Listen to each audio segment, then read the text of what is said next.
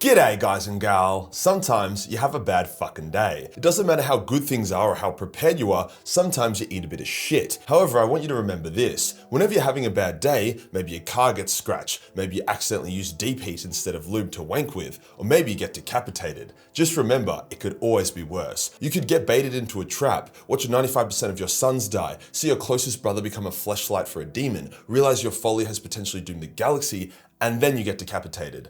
That was the Horus Heresy experience. However, pretty much all loyalists on Isstvan had an equally shit time. However, considering it was 3 loyalist legions, full of tactical genius primarchs leading genius armies, how did they get cucked so hard? What actually happened during the Dropsite Massacre? How did thousands of marines and 2 loyalist primarchs survive? And how did the Isstvan Dropsite Massacre change the course of the galaxy? Before we get started, as I promised as a bit of a New Year's resolution, I've cut about 80% of my sponsors off. I legit just hold on to a couple good ones that I'm a customer of anyway, and I think are genuinely good companies that you guys should buy from. It's been nice. I can do unhinged promos for my brands like Major Minis and Natty Plus. I don't feel like a company's bitch, and you guys don't have to watch the segments, although I still try to make them as fun as possible. So no sponsor today. However, I did want to remind you guys that at 700k subscribers, I will be doing a drunk charity live stream where all proceeds will go towards a charity that we vote on as a community. You know what? I'll also match the first 1,000 in donations, so we get to help a charity and watch me get absolutely fucking plastered. I'll make it fun. Maybe get some strippers in or something family friendly like that. There'll also be a juicy merch drop at 700k that I know you guys will love. Until we reach then, we're actually running a 50% off all current merch on the Majorkill store, just to clear out the last bits and pieces we have. Cool things coming, guys and gal. We just need about 3,000 more of you to slap that subscriber button harder than the loyalist got slapped on Isstvan. Today we'll go over the absolute anal fuckerage that was the Isstvan Dropsite Massacre. Yup, let's get into it. Isstvan was a really shit time for the loyalists. Firstly, there was the Isstvan atrocity, where the traitor legions purged their loyal elements by sending them into battle and virus bombing the shit out of them. Now, due to the bravery of some extremely cool dudes, such as Saul Tarvitz, many of those loyalists survived, dug in, and gave the traitors a hell of a fight. But they were killed to a man. Some loyalists even escaped the system to warn the Imperium of Horus's betrayal, which does beg a question. See, whilst the Isstvan Dropsite Massacre was a master stroke for the traitors, putting the loyalists on the back foot and giving the traitors a huge advantage and the initiative, it wasn't actually Horus's original plan. The loyalists at the atrocity were a huge pain in his ass. Likewise, the Imperium being prematurely notified about the heresy was also a pain in his ass. So the original plan was that Horus would purge his legions quietly, then he would send away the big scary loyalist legions like the Blood Angels, Ultramarines, and Dark Angels away, then he would get the Wolves and Thousand Sons to kill each other, then he would try to turn the White Scars to the traitor's side alongside anyone else he could turn, and then he would lure the remainders, such as the Salamanders, Iron Hands, and Raven Guard, 3 legions he was pretty sure he could not turn to the traitor's side, under the guise of a legendary mustering of many legions before then massacring them. A very similar strategy to what the Wordbearers tried to do to the Ultramarines on Calth. Then he and his traitor legions would beeline to Terra, with some of the traitor legions peeling off to keep the Dark Angels, Blood Angels, and Ultramarines at bay, leaving literally just the confused and unprepared Imperial Fist to face a fuck-off huge traitor force. That was the plan. However, with Nathaniel Garro informing Dawn of the heresy, the element of surprise was gone for the most part. Dawn began fortifying the Sol system, messages were sent out across the galaxy of Horus's betrayal, thus many planets were prepared to resist traitor incursions, whilst Ferris, Vulcan, and Corvus were brought together to go fuck Horus's shit up. They knew they were heading into a fight. Horus was forced to adjust his plans, which he did a great job of, but the heresy would no longer be this 1-year affair of total domination. It was now going to be a bit of a pain in the ass. This is actually why a lot of the heresy felt rushed and chaotic on the traitor's side. They'd been planning the heresy for years, but then at the last minute, they did have to sort of improvise a bit and rejig the strategy. Horus's plan was almost flawless and most of it worked. However, the brave actions of Saul Tarvitz and Nathaniel Garro quite literally cucked the plan and more or less saved the galaxy. So good work, lads. Okay, for the Dropsite Massacre itself, Ferris Manus had actually become aware of the treachery of Horus before Rogel told him, as Fulgrim, in his eagerness for Ferris to join the traitors, basically leaked the whole plan to him, which caused a massive punch on as Ferris ain't no traitor bitch. This was another spanner in Horus's plans. Fulgrim convinced Horus Ferris would join them, so Horus had accounted for that. Ferris and the Iron Hands were also often thought of as one of the mightiest of all legions, respected by all, so Horus now knew that his plan would be more costly than originally hoped.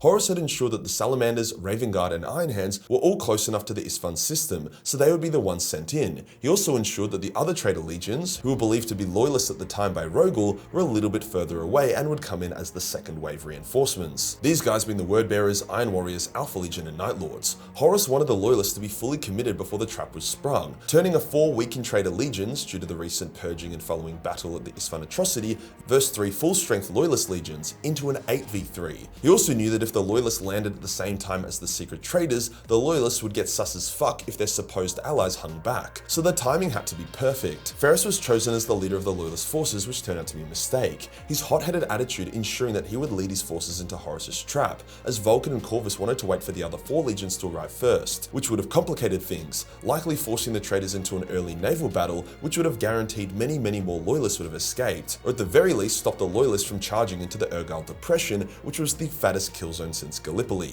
Now, to the loyalist credit, their initial landing and charge was extremely mighty. They held nothing back. The first loyalist to land and charge forward was Cassian Drakos, a salamander dreadnought whose chassis was literally indestructible as it had been hand-forged by Vulcan. The dude literally tanked a hit from Horus himself. Ferrus smashed through the middle with his Morlock elite, carving through the traders, while at a similar time, Vulcan smashed through the left flank against the Death Guard. The traders launched accurate missile strikes at Vulcan's position, which did literally nothing, so the trader line began to bend from the onslaught of 2 of the largest and most terrifying Primarchs. Now, funnily enough, Corvus and his right flank attack proved to be the least effective, as get this, the World Eaters had prepared an ambush for the Raven Guard.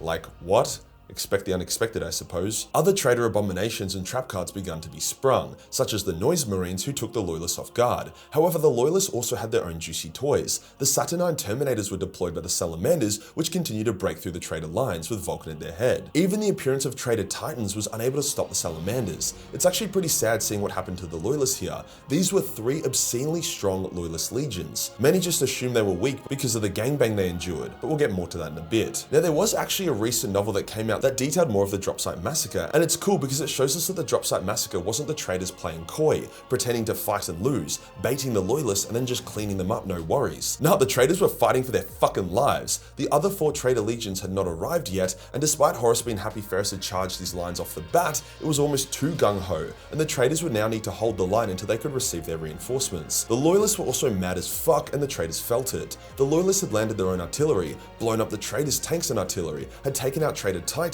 and forced the traitors Imperator, the Dies Irae, to withdraw to avoid being destroyed. Not even Angron or Mortarion could withstand the rage of the loyalists, slowly being forced back. However, both sides had been licked hard. The loyalists managed to secure a forward position. The traitors then had formed a dense line that was hard to break through, and the other 4 legions that were secretly traitor also finally arrived. Now, to keep up appearances, they didn't just land and start attacking the loyalists. They secured the flanks, fortified their positions, did semi-mock attacks on traitors who were out of position. They needed the loyalists to trust them completely. Seeing that the battle had entered a bit of a lull and reinforcements had arrived, Corax and Vulcan retreated. However, Ferrus wanted to push on. Iron Hands were hardy bastards. Ferrus was also extremely enraged. He wanted Fulgrim to pay for his betrayal, and Gabriel Santor, the Iron Hands' first captain, had also fallen in combat against Julius Caesaron, one of Fulgrim's chosen. Gabriel had actually technically won the duel, but Julius went for a low blow, literally, and killed Gabriel. Ferrus was extremely close to Gabriel, so this did not fly too hot. With the Iron Hands pursuing the retreating traitors and slamming into the Emperor's children and Fulgrim, whilst the Raven Guard and Salamanders were only a few hundred meters from reaching their supposed reinforcements, the trap was sprung. A flare was shot up into the sky, and then the retreating traitors turned around and re-engaged, whilst the 4 new legions opened fire and revealed their true allegiance. There was a pretty full-on scene where a Raven Guard captain was voxing Argul Tal,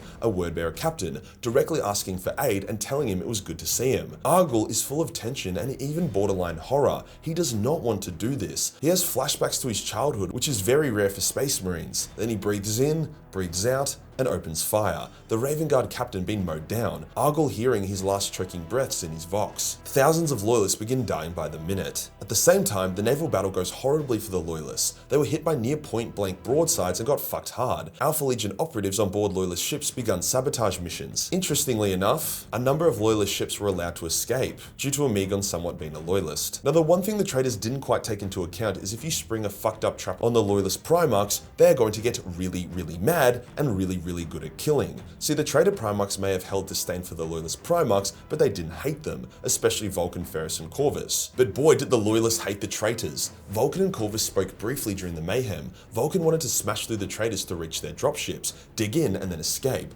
Corvus just thought they needed to get the fuck out of the kill zone and then figure out a proper escape later. The brothers couldn't agree, so they split off to do their own things. Ferrus, meanwhile, kept pushing on forward, the fucking psycho, eventually facing off against Fulgrim, and we all know how that went. R.I.P. Ferris, taken too soon, but also man needed a chill pill. At this point, the word-bearer Gal Vorbak mutated into their demon forms. They were the word-bearer elite and began attacking the Raven Guard, especially Corvus, as they believed they could take him down. Well, that belief was not a very good one, as the extremely pissed Corvus began ripping through the Gal Vorbak without issue. The Gal Vorbak actually copped a huge L during this. They lost like 90% of their members to Corvus and his warriors, then they lost like the last couple to Aquilon and his Custodes a few hours afterwards. So they went from the genuine elite force in the Wordbearer Legion to like a handful, 5 or so. And those 5 are only life because Lorgar jumped in to fight Corvus and immediately got his shit rocked, only surviving because Conrad intervened and drove Corvus off. Corvus would however manage to lead a breakout, boarding a ship that was shot down immediately. However, he did manage to get a few thousand of his warriors out, who would perform hit and run operations for 98 days until getting rescued due to divine intervention and a bit of Alpha Legion shenanigans. Vulcan, on the other hand, would charge into the Iron Warriors gun line, and to be fair, it was working quite well as he literally couldn't be stopped. It was only when they started dropping nukes on his head that he finally slowed down enough for them to swarm him and stab him to death. But he survived! However, he was captured. During the chaos, some loyalists did manage to get to the dropships, return to orbit, and get on board a ship and manage to escape. For example, Nakonai Sharakin, who was badly wounded. Other pockets of loyalists managed to survive for days or even weeks before also escaping or being finally hunted down. The final casualties for the loyalists were 90% for the Raven Guard, as they still had around 5,000 warriors back home, and Corvus managed to save a few thousand. Plus, the Raven Guard that did survive the initial onslaught had the best odds of escaping due to their stealth. However, 98% of the Salamanders died,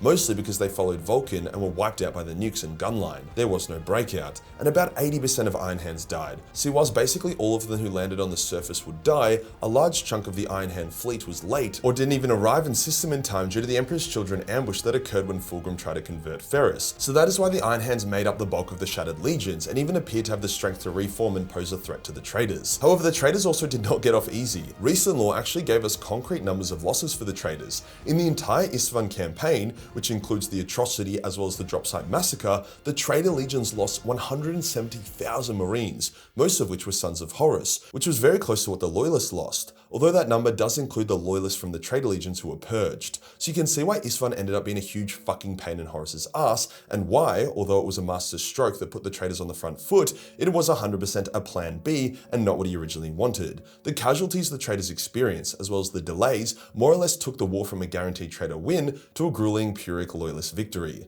Saul Tarvitz, Nathaniel Garrow, remember those names. If you enjoyed the video and you want to support the channel, then subscribe. 700k guys and gal. Spread the word, get 50% off the merch. We are so fucking close. Let's make some money for charity. Join the Discord for more memes and I'll see you on the next one. Peace.